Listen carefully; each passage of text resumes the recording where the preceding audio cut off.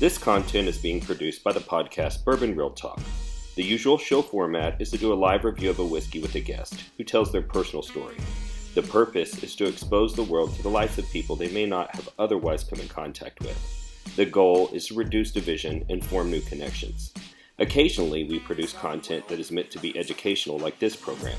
For more information about Bourbon Real Talk, you can go to our website at bourbonrealtalk.com, where you can sign up for our email list, or we can be found on Facebook, Instagram, YouTube, Stitcher, Google Play, and iTunes by searching Bourbon Real Talk.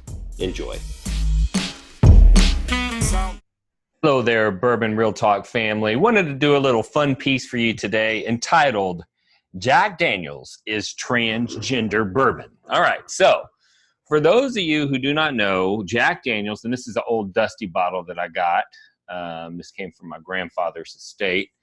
It's got the original tax strip on it. But you can see for a long time, in fact, since they fired back up their stills post-Prohibition, Jack Daniel's has said Tennessee whiskey, and nowhere on the bottle does it say bourbon.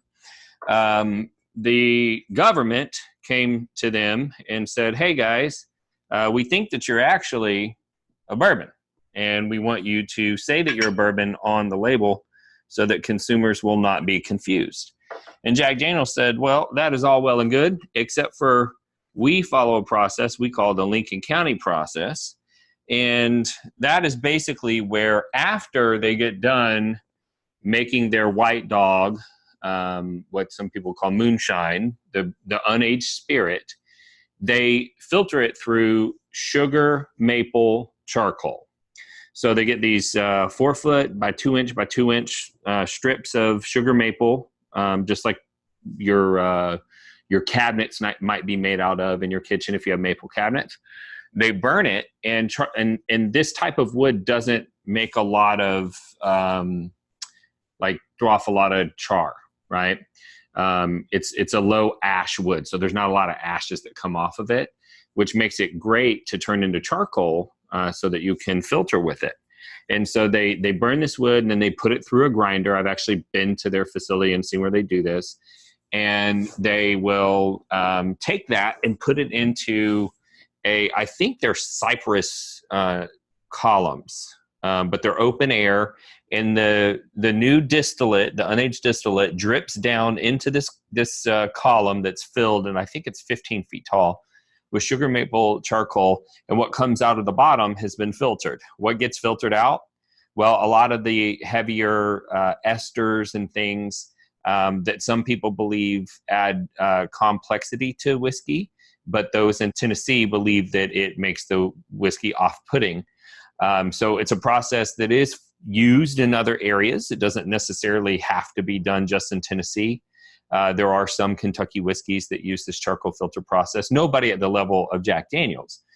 But because of this, if you taste their distillate off the still and you taste the distillate after it goes through the charcoal filtering process, they do taste quite different. I have done that at the distillery. It is distinctly different.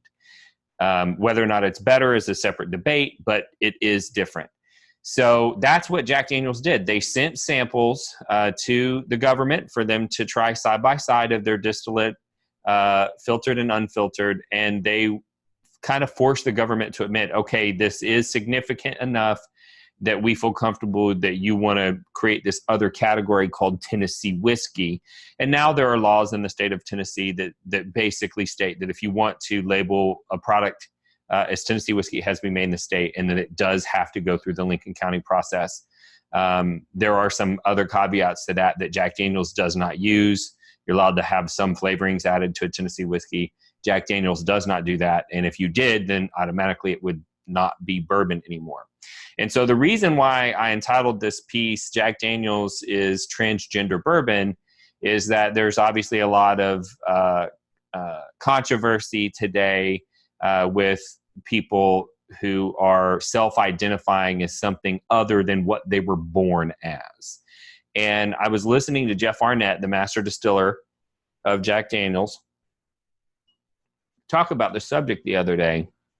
And what he was saying reminded me very much of a conversation that I had with somebody who identified differently than the way that they were born, right? And what he said was, do you want to trust the government's definition of what we are, or do you want to allow us to define what we are?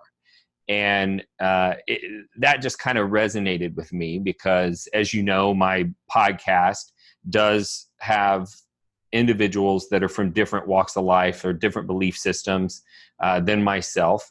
And so I have met a lot of people from the gay and lesbian community, and that verbiage resonated with me. It sounded very similar. So the way I look at it is that Jack Daniel's, from a legal definition, absolutely is bourbon. There's no doubt about it.